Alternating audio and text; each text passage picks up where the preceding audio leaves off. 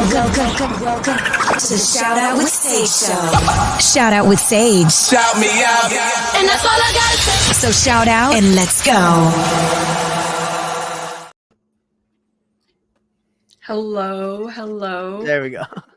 Yes, Hey. We're Hello. figuring out the frame right now. Hi, everyone. Welcome to Streaminn HUBB Radio. I am your host, Sage Stevens, and this is Shout Out with Sage. Today on the show, I have a rock band that hails from Northern Florida. They create a gritty, groovy, blues-infused sound. Their self-produced single, Dirty Daisy, captures the brotherhood and chemistry between vocalist and guitarist Joey Fox, bassist Josiah Pye, and drummer Carson Degner. And I want to welcome to Shout Out with Sage today, the band Retrograde. Hi, guys. How are you? We're doing good. Yeah, thanks for having us. Thanks for having us, Sage. Thank you. You're all from different parts of the U.S. How did you end up coming together as a band? You want to go first? Yeah, so I met Joey, I think, when we were both like 18, 19 years old. So we all three of us, we went to high school in Tallahassee, just at different schools. We were all gigging and playing in different bands. And Joey gave me a call. He needed a drummer for a funk band. And I was like, okay, it was a 13-piece funk band with horns and like keyboards, 2 guitars. So we started playing. And then as time progressed, kids went to college. And we kept playing and met Josiah, and the rest is history. Cool. And why, the grittiness, did you guys all agree on the tone and the type of music you were going to be playing, or how did that come? Yeah, so we started off, playing funk covers and some soul music, and then we started getting into songwriting, and I think a lot of it comes from our blues background. A lot of us have a blues background, and it goes hand in hand with rock, because rock and roll is just fast blues, louder blues. And so once we started writing some tunes, we all kind of knew I think rock's going to be our thing. And, obviously we all grew up listening to classic rock, the Beatles. My first concert was Aerosmith when I was 11. But yeah, I think we just kind of grew into our own, and I can't see us playing funk anymore, but every once in a while we will do a little breakdown where it gets a little funky. Yeah. Got some James Brown going on. Yeah. A little bit. Yeah, Jug goes, wow! Yeah. Very cool. But you're all based in Florida now, correct? Or how does that work? You want to go, Joe? Because this is your question, Yeah, brother. it's a Josiah question. I'm currently in Atlanta, or just outside of Atlanta. My wife is a pastor and is preaching at a church about an hour outside of the city. Okay. So I'm currently here. The other boys are still in Tallahassee, and I've been traveling back and forth as often as I can for shows and stuff like that, and record for social media and all that. Now with computers and the internet, is there still a little bit of a hurdle with, composing songs or working together, or you're doing okay with the separation? I think in this day and age, it's a lot easier. Yeah. Because I can just have an idea and, go on my memos on my, iPhone, and then they can be listening to it 10 seconds later. I think probably the biggest hurdle and then the songwriting aspect is kind of just ironing the tune out, because you definitely have to be together to do that, because how we write is I normally have the bass idea, and then, I bring it to them, and we all kind of put our own spin on it and put our own personality on it. Right. So I think that's probably the hardest part with the distance. Yeah, we still get it done, whenever we're in this room, we're playing all day. Yeah, all this is our little home studio. Yeah, this is in my mom's basement. Thanks, Mom. Yeah, they let us build it out, and this was our COVID project. So Okay. Do they ever complain about the noise, or wanting to? Not at No. all. My family's musicians and they love, Okay. my brother's a recording engineer too, so he uses this space to record metal Okay. bands, rappers, funk bands, whoever, pays the bills. So Right, exactly. That's helpful. yeah. What inspired you guys to like get together and do music? Have you all always been in music, or was it something that came to you a little later? Yeah, I think all of us at a really early age, we were on different paths back then, but all of us at a really early age had a notion and a drive and a willingness and kind of a pull to do music as opposed to something else. I couldn't see myself being a doctor, an architect, or a lawyer. Like all of us, we aren't that type of people. Right. God bless people to do that. We need that. But yeah, we're rock and roll musicians through and Right. through. Yeah, Cool. no, I started my first instrument because my father was a drummer. So my first instrument when I was probably 7 or 8 was the drums. And after a while, I was probably 11 or 12 when I first picked up a guitar. And then, my dad, he knew the classic, like 3 chords for a campfire. So he showed me that. And then, he always says that I asked him what else did he know? And he said, that's about it. So You're he, on your own, kid. Yeah. yeah, he brought me to this old blues guy in Tallahassee named Mississippi James Stanton. And then he took me to an Aerosmith concert and I was like, all right, yeah, I'll do this. This seems like a good time. And what about you, Josiah? So I started 6th grade year playing guitar. I took guitar all through school and high school. And then I want to say my junior year of high school, a bunch of my friends started a band and they needed a bass player. And I was like, I own a bass guitar. My dad owned a bass guitar. My dad grew up playing, the early 70s, late 70s, a bunch of bands while he was in the military, all that stuff. And so I had the ability to play bass from guitar and the equipment to do so in a band. So started playing bass with that band and kept following it through and after school, and played in a bunch of bands for no money and really just as a hobby. And COVID happened, killed live music and where we are in Tallahassee, and had to get a real job. Didn't enjoy that very much. Finally got to sway a couple months ago and try to focus more on this. But yeah, no, like Carson said, I've tried to do other things and have not succeeded. So music is it for me. Yeah, it's like this is like the last shot, No, it's the only shot. Yeah, if this doesn't It's work the out, only shot. to the streets. Okay. It's definitely your path. Yeah. I think when you're creative, you have to have some type of outlet. Definitely. How do you guys decide on your songs? Like, do you have a democracy? Do you sort of have one person for lyrics, or how do you compose a song? Yeah, so like I'll normally bring in the bass idea. I'll just be in my room, strumming and then singing and whistling a little bit, and then something will come up, and then I'll send it to these guys, and I let them listen to it for a little bit, and then we all, once we're all together, we kind of wrap back around to it, and they all add their notes. So like, what if we add a measure of 5 right here, or what if we add a pre-chorus or cut a pre-chorus and little stuff like that. And I think like once we all get in the same room, that's when the actual songwriting happens, because that's when it's not just my song, that's when it's our song, because then Carson and Josiah put their personality on it.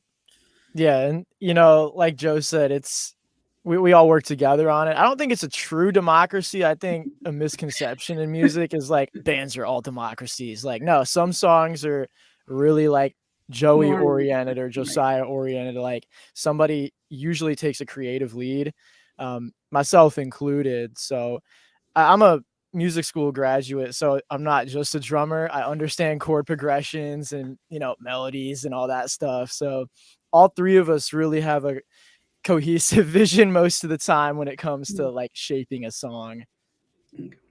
How does like management or outside influences shape your music? Do you ever feel that you sort of have to, you know, go a certain way with your creativity, or you just sort of ignore outside forces? Okay, we froze. Oh, Sorry, I think, did you guys hear the question? Hello. Oh, technical difficulties will never fail when you're live. Hi, guys. Josiah, can you hear me? I'm still here. Okay, well, can you answer my question? Did you hear my question?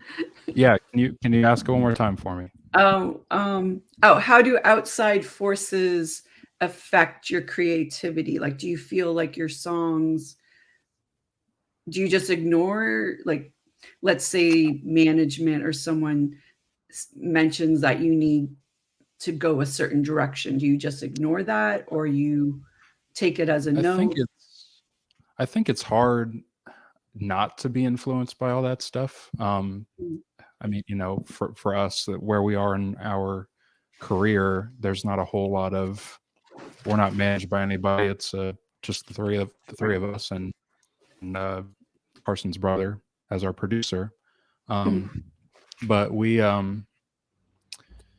you know, social media is a big thing, plays a huge part in what, you know, you learn what people are interested in hearing. And, you know, if you can do anything, navigate your sound and what you're doing to reach a broader audience, it's hard not to want to do that, to stay true to your creative vision. But, you know, I think we've struck a good balance of staying true to what we want to do, and making sure that we're marketable for the people that will pay the bills. Right. Joey and Carson, are you guys back? We had some technical difficulties. Yeah, there. can you hear us, Sage? Yeah, yes, I can hear you. Okay. Yeah, we blue screened our computer. Yeah. It's okay. The last few shows, there's always been a technical difficulty. So you just, you know, live shows, that happens. So well, glad you're back. Now. Okay, great. So I asked Josiah how he feels about outside influences affecting creativity. What are your guys' take on that? Yeah, I mean, inherently, like, we're all a sum of our influences. So to say that you're not subject to outside music or influence is not really to be human, if that makes any sense. So, I mean, we all listen to all these classic records, and all that music informs our sound. And I think that just like the great bands of the past, they're equally as, I guess they're all products of their influence too. So we're just listening and making music we want to make based on what we're hearing and the lives we're living.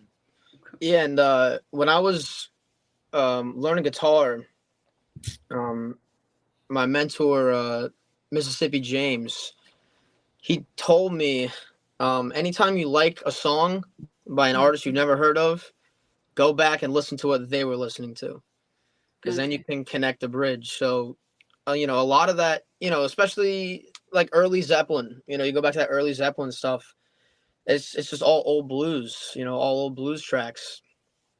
And I think, you know, the foundations of rock is blues. So, you know, you go back and, you know, you start from the beginning. You listen to those early blues records, and then, you know, you kind of listen to what the artists after that did.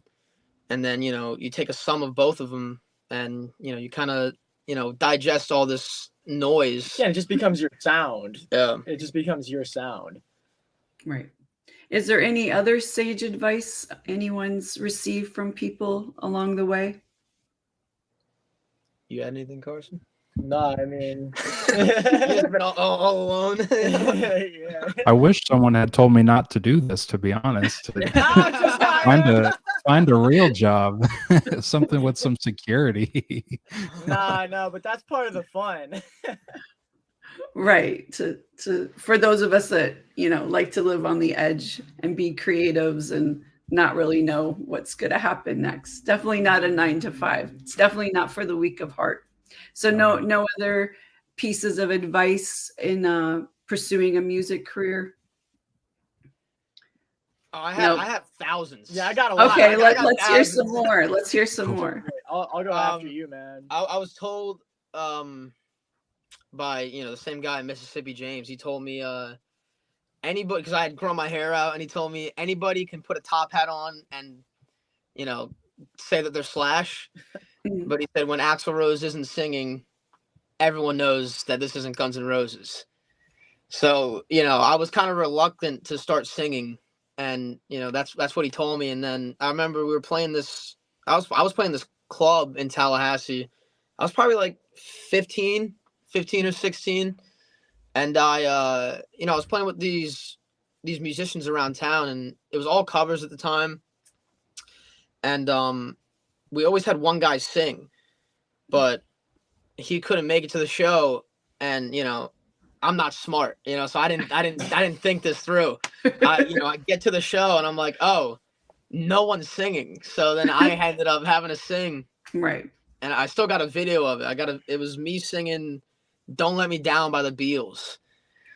Real young, skinny, still good looking.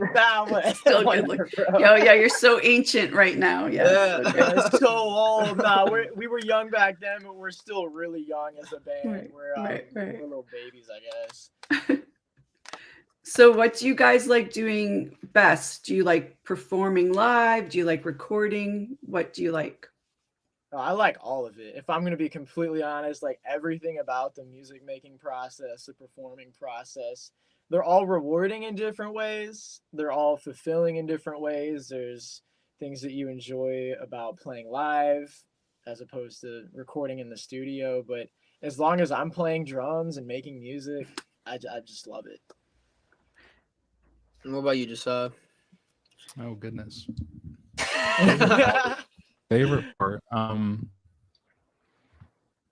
I'd say studio time is really special. I feel like it's really honest in that if you're not prepared for it, if you're not ready, it'll break you. It'll show you what you need to work on, because it's you and it's all you. Like you can affect it, and there's so much stuff out there that can elevate a performance, but like at the base level, you can't. I don't know what I can't turn.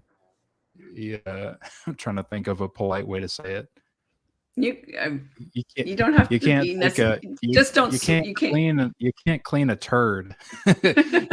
you like soap and water. That's not going to change what it is. So if you're not good, all the tools in the world aren't going to turn you into something you're not. So, it's really. I think it's done a lot for me to get into recording, because I can put an ear on what I sound like, and if I want to change something, then there's a time to find out what it is to try to improve it for the next time you record or the next time you play live. Say recording for me, and like Carson said, it's all got its benefits. It's I love playing live. I've been doing it for a long time, and it's special to me. But I think the studio where you can get intimate with each other and really sit and really intimate with each other. Yeah. Just looking into his eyes right now on the screen. Yeah, I'll stop there. Studio. Okay. That's my answer. Yeah, personally, I am not a huge fan of the studio. We love playing live. Interesting. I love playing live. It's just so much fun. Even when you're just slumming it, like hopping in a van and driving 3 hours. Yeah, right. Man, 6 hours. 6 hours, sometimes 7 hours. 10 hours. But it's like, it's something. I think that's like where bands are made, is getting on the road and being stuck with each other, having to deal with each other, who gets middle seat, that kind of stuff. I think that's where the magic's made. You know, and the because songs are born the more you play them. Like, yeah, you got these songs written, but they don't become what they're supposed to be until you tour them. And so you play the snot out of them every single night, and that's when the song really becomes itself.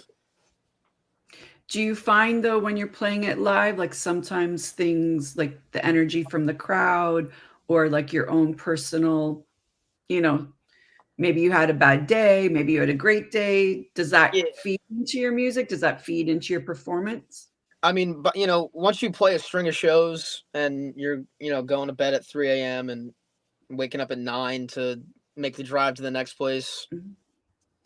you know, it all, you know, it wears you down. But once it's time to go, you know, that all that, you know, tiredness kind of goes away, you know, because you get that adrenaline rush, and, you know, then you remember why you're doing it. You're like, oh, okay, I'm doing it because of this feeling right now.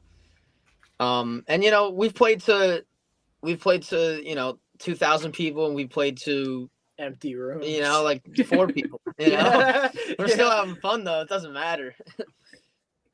So where do you guys see yourself in like maybe 5 years? Doing what we're doing right now, except hopefully doing more extravagant, grand things, but at the root of it, still making music like we're doing right now. Yeah, playing big shows, touring. We'll see. And do you have a shout out to anyone it can be all of you individually or as a group that's really helped you? Like, was there anyone like, you know, at the beginning of your career that really guided you and helped you in your music? Josiah, you go first. Yeah, I think we've all got people. I mean, I've got a laundry list of people that I need to thank for where I'm at personally, and through music. But it's hard to, I've gone for forever with it. I will say, our organ player, who's not with us here now, but his name's Clyde. He has changed so much of how I look this out career, and he's done a lifetime of, you know, bar gigs and blues clubs, and does it because he loves it, not because he's, you know, making $1 million doing it. But you know, just getting to hang with him and be with him. I was in a band with him for, you know, years almost, and you know, just learn about music, sitting in his band room and smoking and and looking at sitting over a keyboard and talking, and just, you know, hearing everything that he's got to say and teach me about playing and making a career out of it eventually. Didn't think I'd be doing it, but here we are. So I'm grateful for him. And Joey or Carson? Yeah, I'd probably say probably my pops, because you know, he drove me to all my guitar lessons when I was a kid. You know, he saw something in me that you know, a lot of people could, you know, just dismiss. You know, I was told by an old acquaintance of mine, his parents, so they're at one of my shows, and she came up to me, you know, she was probably boozed up or whatever, and she comes up and says, you know, when you gonna get a real job? And Right. I told her, I was like, you're looking at it, dog. You know, this is good as it gets, man. You know, but you know, my dad saw something in me, and, you know, he made sure I did my homework. You know, he'd come in and be like, hey, did you listen to that record that James told you to listen to? And I'd be like, no. And he'd be like, come on, you know, like, what are you doing here? Yeah, what are you doing? You know, he's from the Bronx, my dad. He's a real New Yorker, yeah. But yeah, he's the one who's you know, he knows when to push me, and he knows when to, you know, let me do my own thing. Right. Yeah, and I owe a debt of gratitude to my parents for being so supportive, but recently in my mind, like, I'm really thinking about the teachers that I've had. I had the great fortune of working with jazz legends Marcus Roberts and my drum teacher Leon Anderson. They really directed me and showed me how to study music. because you can listen to it, but studying it is a whole nother thing. So really diving into instrument specific things and bigger picture things, it really shaped how I view and appreciate music for what it is. And of course, Clyde, I was in a different band with Clyde when I was a teenager, and we were playing with some of the baddest dudes in the whole Southeast, playing gross bar gigs, and it was just the time of my life. So shout out to Clyde.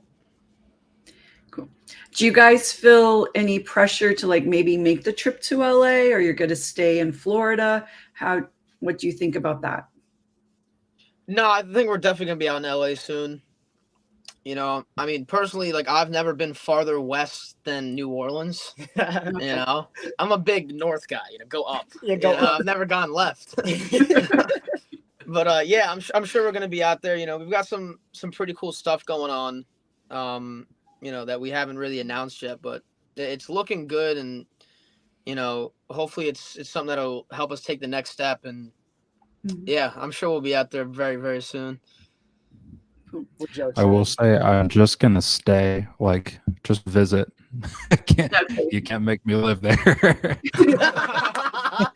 Yeah, we're all south. I mean, we live in the south. You couldn't pay me enough money. Okay, good to know. Good to know. Traffic. Yes, traffic is a bit of a problem here.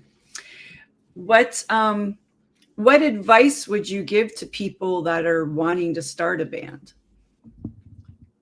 I think the main thing is like don't sweat it, because I remember being so like worried that I was never gonna find a band when I was 15 years old, and I didn't know anyone my age who was playing like at that level.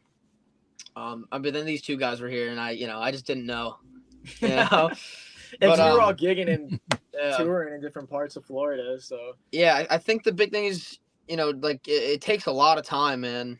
Like those people you see blow up on TikTok or something, and then get their 15 minutes. It is 15 minutes. Right. If you wanna really do it for the long haul, you gotta pay your dues. Well, yeah, you just gotta be serious about it. Like there's so many. I mean, I'm gonna call it, for lack of better terms, like American Idol syndrome, where people are like, "Oh my goodness, I'm gonna get my one shot, and I'm just gonna hope it goes well." Like, no, you practice and practice and practice, so it goes well. Yeah. Like I wasn't in a band until I was a late teen. I've been playing drums for 7 years before I was in a band, but I was practicing. I mean, my mom knows. I think she's watching right now. Like 7 hours a day, sometimes 10. And I was serious about it. That's like all I wanted to do. And so the right band, this is my advice, like the right people in the right band will present themselves to you, but you got to hustle and like go to gigs, go to jam sessions, and meet people that you can see yourself playing with 10 years down the road. And Josiah?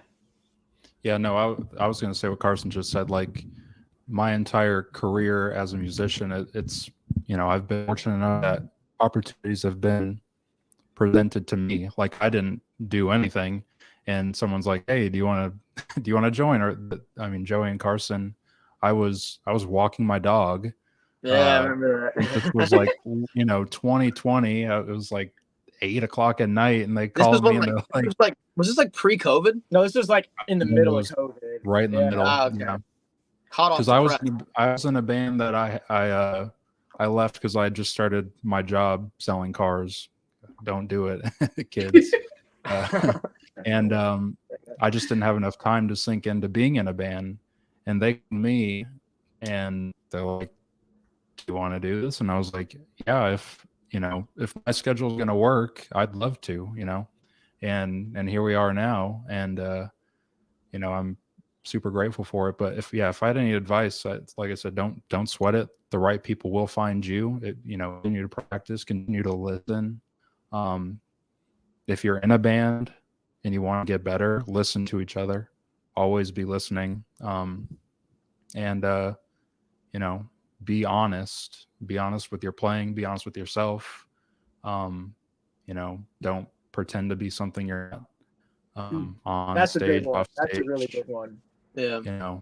To be authentic and be Yeah, yourself. it's gotta be authentic. It's like I mean, I feel like you could say this for like any quote, but I'm pretty sure James Brown said it. Like it. Does it sound good? Does it feel good? Then it is good. That's kind of like the key to music, man. Like if it feels good and it sounds good, then it is good. You can look good and sound bad. As we see a lot of. We've seen that. You can look good and sound bad. It's that is true. That Yeah. is true. So wait, to go back to Josiah, you said that you were walking your dog. Yes. So I want to know, I like serendipitous moments and how things happen that way. Yeah. So can you explain a little bit? Yeah. So like I was saying, I had just left a band that like a funk band that I was having a lot of fun playing with. Really was a band that was pushing me as a musician. And I didn't know why I got that call, but I did. And I think that amped me up to be in a position where once they called me after I left the band, walking my dog at like 8:30 at night. Wait, was that like same day? No, it had been a little bit. Oh, okay. I was about to say, oh my goodness. God. It was pretty quick. I didn't see myself being in another band for a while, It just wasn't. I was afraid that it wouldn't be a priority with work and stuff. But yeah, walking the dog and they call me and say, hey, we'd love to play with you. Kind of interviewed me, sort of. Just wanted to see where my head was at. And I told them that I'd love to do it. And I went over to Carson's house a couple of days later, maybe the next day, and auditioned, quote unquote, audition. And, he had the job. Like once he said yes on the phone. But how did Joey and Carson? How did you hear about Josiah? When I was in high school, I had played a gig with Josiah's high school band. Okay. And it was at the venue that shall not be named. Yeah, we were blacklisted. Okay, well that's a whole nother story how you got kicked out, but we'll save that for next time. Yeah, but I remember playing with Josiah, and I had been over to his band's rehearsal space, and I remember like Josiah was really quiet, like he didn't really say much. But I remember just thinking while I was playing, I was like, man, this bass guy, he's he's on the nose, man. He's all right. He's all right. Yeah, but then we were looking for a bass player, and that was like the first guy I thought of. I was like, oh, we gotta get Josiah from the Chickens. Yeah, the Chickens. And I remember making the call. We were like right here where we're sitting right now. Exactly in these two seats. Yeah, but we made the call, and I remember like Josiah almost sounded like startled. he was like, yeah, man, what's going on? Yeah. But, I was excited. We knew Josiah was the guy, man, and we like, if that call went bad, I don't know if we'd be a band right now. Nah, we'd have to be suit and tie, 9 to 5. But no, like Joey and we've played with every different bass player in the 200-mile radius, that's doing this, our age at least. And this guy Josiah right here, that man's got the sauce. So it was just perfect timing because, like he said, he had just left that band, and I had no idea that he left the band. We were just gonna call him and see if he'd be interested in auditioning because we had a list of bass players we were gonna call, but he was right at the top.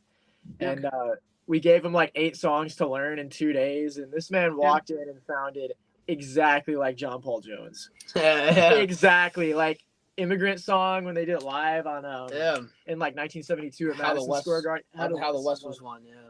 It sounded just magical. So that was it. Yeah, that was it.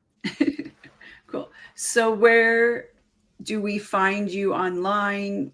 How do we follow you? Let us know. Yeah, so Instagram, YouTube, and TikTok, we're all The Retrograde Official. Okay. Can't mess it up, Okay. The Retrograde Official. Spotify, we're The Retrograde. Apple Music, anywhere you get music, we're on there. We got a single out right now called Dirty Daisy. And for the people watching, we're actually about to drop another single in like the next couple months here. So keep an eye out for that. I'm actually about to cut vocals for it. Yeah, once this call is done. We were in between studio sessions, wrapping the tune up, and can you tell us the name of that one yet, or you don't know yet? Well, I'll keep the cards close to my chest. Okay, that's fine. That's No, fine. I'm it's just called, asking. Just asking. No, No it's gonna worries. be called. It's gonna be called The Itch. The Itch. Okay. Cool. And will you be performing anywhere in the next little while, or you're just going to be recording? I think right now our plans are just to record, obviously cut this single, and then I'm sure we'll probably do some Atlanta shows, once it comes out, and Nashville, Nashville shows, but the dates are not yet announced. So Yeah, we got some stuff coming up soon, so don't yeah, worry. and then I'm sure if all this all this stuff goes well that we were talking about earlier, it sounds like we're gonna be out in LA, cutting a record, which Cool. we're really excited about. Yeah, it'd be awesome, get to go out to LA. Well, let me know when you come if you need a tour guide. Yeah. Get to help Josiah through the traffic there. So we'll figure it out, Joe. I can't deal with it. Joe, you live in Atlanta, man. I live an hour outside of Atlanta. It's a big difference. Yeah, no, we drive fast out here in the southeast. Let's say that. Yeah, I lived in Miami before here in LA. So you know about driving fast. Yes, I know. I'm all good. I know South Florida drivers. I don't really find a big difference actually between LA and Miami, so it's pretty much the same. So anyways, well, thank you guys. Thanks so much for being here, and good luck with everything. Let me know if you have any performances coming up. Would love to, give a shout out on the show for you on social media or whatever. So, and thanks the audience today. Join me next week, Wednesday at 4, and see you then. Bye guys. Thanks everyone. Thanks for having us. Okay. Thanks. Bye.